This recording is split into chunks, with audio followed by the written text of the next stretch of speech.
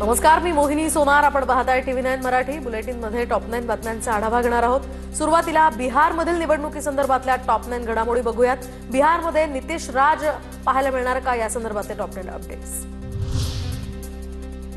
बिहारमध्ये एनडीए सरकार. बिहारमध्ये एनडीएची सुनामी. विजयाचा आकडा 200 पार. पंतप्रधान मोदींच्या उपस्थितीत भाजप मुख्यालयात जल्लोष. एनडीएला 203 तर महाआघाडीला 40च्या आत जागा.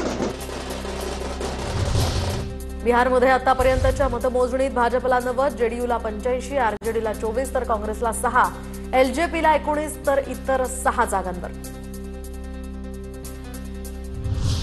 बिहार जनतेनं समृद्ध बिहारसाठी आता मतदान केलंय. बिहारमध्ये आता कट्टा सरकार आणि जंगलराज परत येणार नाही. भाजप मुख्यालयातनं मोदींची आरजेडीवर टीका. तर बिहारनं 2010 नंतरचा हा सर्वात मोठा जनादेश एनडीएला दिलाय. मोदींकडून मतदारांचे आभार. नितीश कुमारांनी शानदार नेतृत्व केलं. मोदींचं वक्तव्य. तर जामिनावर असलेल्यांना जनता साथ देत नाही. पंतप्रधान मोदींचा लालू प्रसाद यादव यांच्यावर निशाणा. तर तलावात डुबकी मारून बिहार निवडणुकीमध्ये डुबण्याचा सराव करत होते. पंतप्रधान मोदींचा राहुल गांधींवर सुद्धा हल्लाबोल. येणाऱ्या 5 वर्षात बिहार आणखी वेगानं प्रगती करेल. बिहारच्या युवकांना बिहारमध्येच काम मिळेल यासाठी प्रयत्न करणार. बिहारमध्ये देश विदेशातील गुंतवणूकदारांचं स्वागत असेल. मोदींकडून बिहारमधील विकास कामांसाठी विकासकांना साथ. विकासाच्या रोडमॅपनं बिहारमध्ये जंगलराज सरकारला नो एंट्रीचा स्पष्ट संदेश दिला. डबल इंजिन सरकारला सुनामीच्या रूपानं मतदान झालं. भाजप अध्यक्ष JP नड्डा यांची बिहारमधल्या विजयानंतर प्रतिक्रिया. वोट बँकेच्या हितासाठी घुसखोरांना संरक्षण देणाऱ्या लोकांना हे योग्य उत्तर मिळालं. हा जनादेश विकसित बिहारच्या या वचनबद्धतेसाठी. बिहारमधील निवडणुकीनंतर अमित शहांची विरोधकांवर टीका. राहुल गांधींच्या विषारी प्रचाराला जनतेचं उत्तर. काँग्रेसचा बिहारच्या इतिहासातील हा सर्वात कमी स्कोर. त्यांनी आत्मचिंतन करावं. फडणवीसांचा काँग्रेसला खोचक सल्ला. तर राहुल गांधींनी वोट चोरीला आरोप केला होता. यासह रॅली काढली, नदीत उड्या मारल्या, डान्स केला. मात्र लोकांचा विश्वास मोदी आणि नितीश कुमार यांच्यावरच. फडणवीसांची टीका. बिहारच्या जनतेनं जंगलराज सरकार नाकारलं आणि विकास राज स्वीकारलं. लाडक्या बहिणींचा विजयात मोठा वाटा. उपमुख्यमंत्री शिंदेंची प्रतिक्रिया. तर आता तरी विरोधकांचे डोळे उघडले पाहिजेत, शिंदेंची टीका. दरम्यान सध्या बिहार निवडणुकीच्या निकालाचे पडसाद पाहायला मिळतात. कुठे कसे पडसाद उमटलेत पाहूयात टॉप 9 बातम्यांमधून.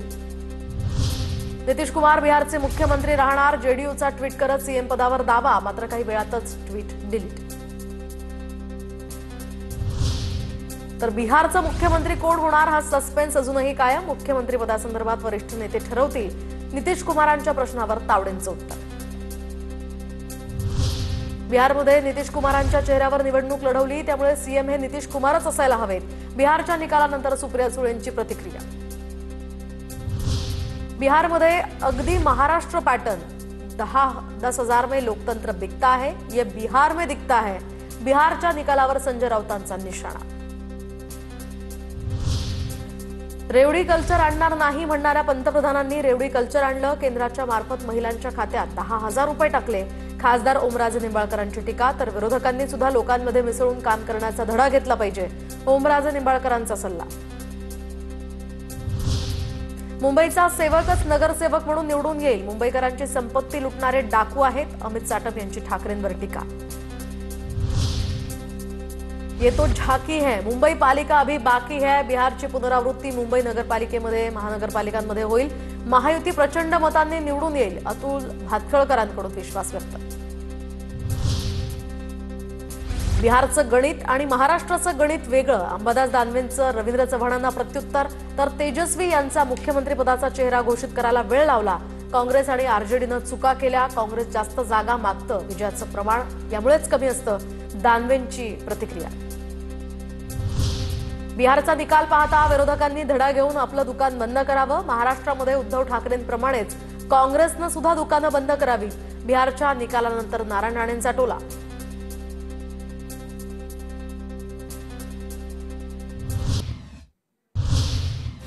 आता बघूयात टॉप 9 मोठ्या राजकीय बातम्या. माझं शरद पवार साहेबांवर प्रेम, पण मी काही वेगळी राजकीय भूमिका घेतली आहे. बारामतीतल्या कार्यकर्ता मेळाव्यामध्ये अजित पवारांचं वक्तव्य. तर काही माणसं जोडायची असतात, झालं गेलं गंगेला मिळालं असंही वर्ध्यामध्ये शिंदेंच्या शिवसेनेकडून स्वबळावर लढण्याची तयारी. युतीमध्ये निवडणूक लढण्यासंदर्भात मार्ग निघाला नसल्यामुळे स्वबळावर लढणार. लोकसभा संघटक रविकांत बालपांडे यांची प्रतिक्रिया.